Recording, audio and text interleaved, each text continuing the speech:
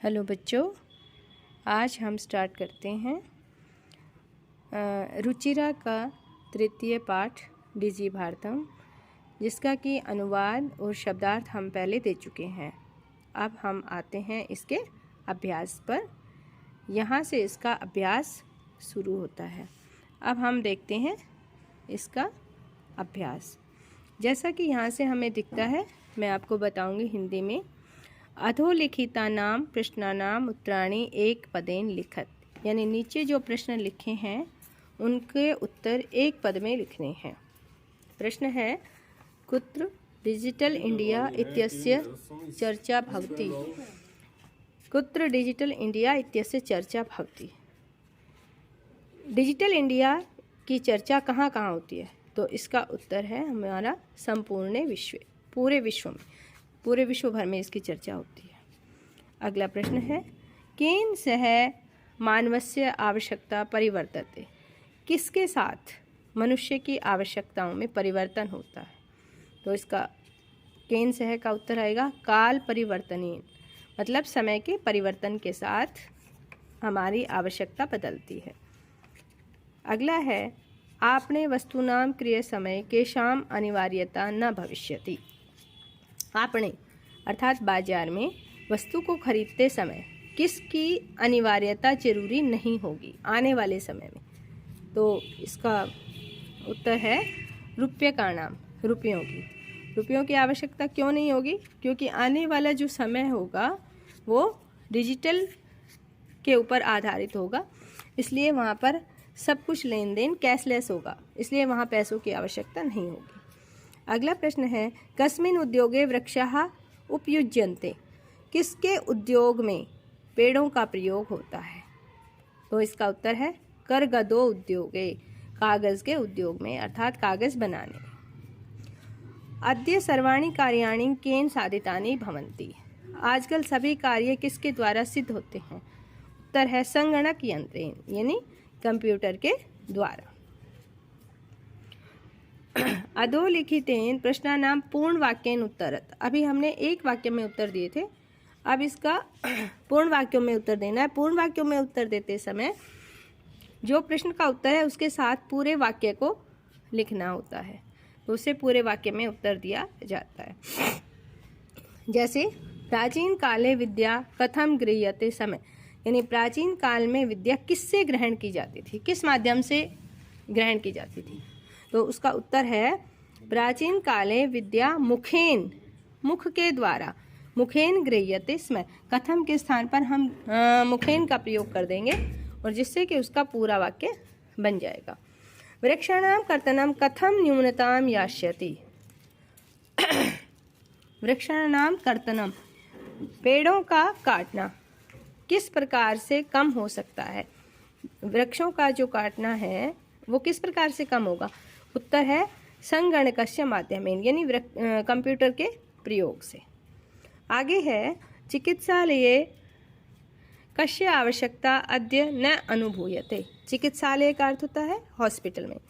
कस्य, किसकी आवश्यकता आज नहीं अनुभव की जाती, मतलब किसकी ज़रूरत नहीं होती। पुराने ज़माने में पैसों की आवश्यकता होती थी, लेकिन आजकल हमें पैसे साथ में ले जाने की आवश्यकता नहीं है, इसलिए कहा है कि कस्य आवश्यकता रुपये का नाम, रुपयों की आवश्यकता हमें अनुभव नहीं होती, यानी हम ऑनलाइन माध्यम से पैसे दे सकते हैं। वयम कश्याम दिशि अग्रेसरामः। आज हम किस दिशा में आगे बढ़ रहे हैं?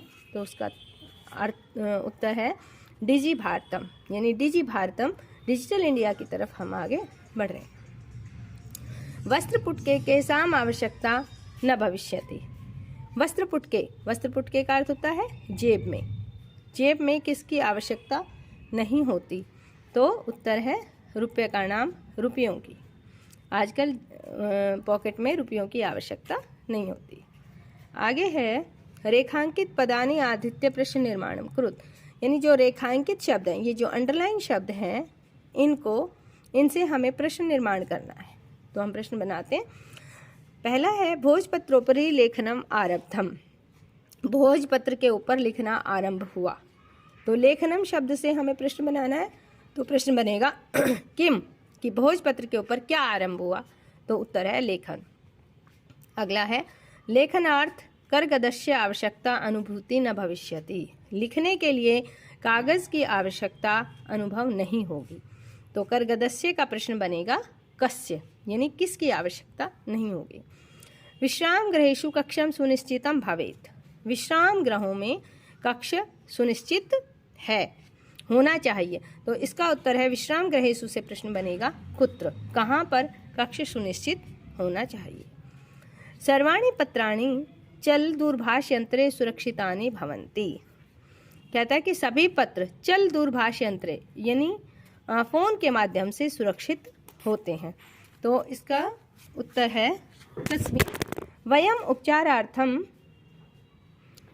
उपचारार्थम चिकित्सालयम गच्छामि। हम उपचार के लिए चिकित्सालय हॉस्पिटल जाते हैं।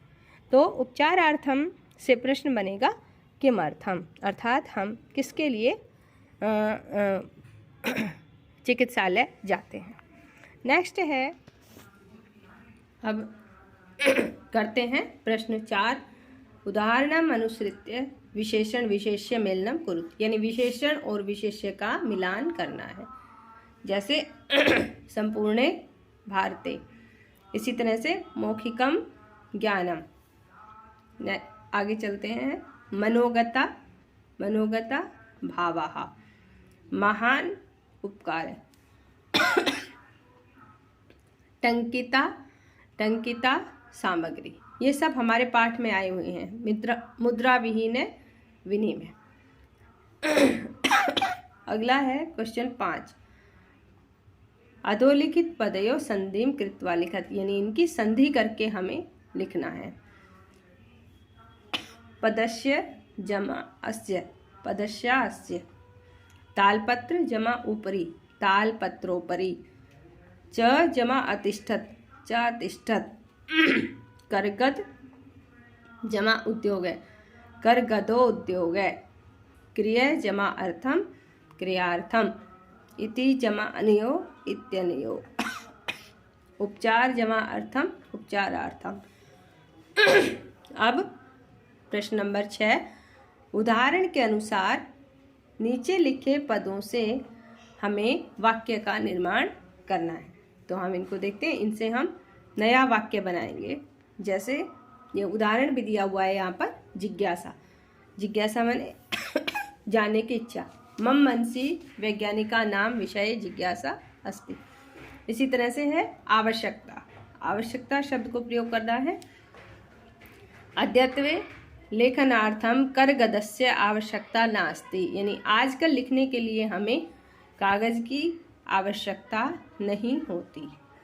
आगे है सामग्री का प्रयोग करेंगे। लेखन सामग्री वृक्षाणाम वल्कलेन निर्मीयते, यानी लिखने की जो सामग्री है वो पेड़ों की छाल से बनती है, पेड़ों की छाल से बनाई जाती है। पर्यावरण सुरक्षा, इसका वाक्य प्रयोग करेंगे। पर्यावरण सुरक्षा अस्माभिः कर्तव्यः, पर्यावरण की सुरक्षा करना हम सभी का कर्तव्य है। विश्राम गृहम यानी विश्राम गृह है। विश्राम गृहम नगरे विश्राम गृहम अस्ति, हमारे नगर में विश्राम गृह है। अगला है, कोष्ठक से शब्द छांटकर चतुर्थी विभक्ति से रिक्त स्थान पूर्ति कीजिए। तो ये जो शब्द दिए हैं कोष्ठक में, इनसे चतुर्थी विभक्ति का प्रयोग करना है। जैसे भिक्षुकाय धनम ददातु, तो ये भिक्षुक शब्द से चतुर्थी विभक्ति का प्रयोग हुआ है, भिक्षुकाय। यहाँ छात्र शब्द है तो इसका बनेगा छात्राय, पुस्तकम देहि।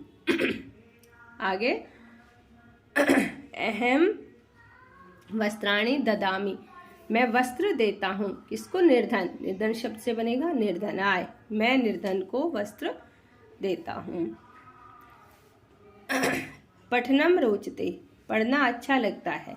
लता को तो बनाना है लतायै, लतायै पठनम रोचते, अर्थात लता को पढ़ना अच्छा लगता है। आगे है रमेश अलम सुरेश, अलम के साथ में तृतीया और चतुर्थी दो विभक्ति लगती है, तो यहाँ पर चतुर्थी विभक्ति का प्रयोग करना है तो सुरेशाय।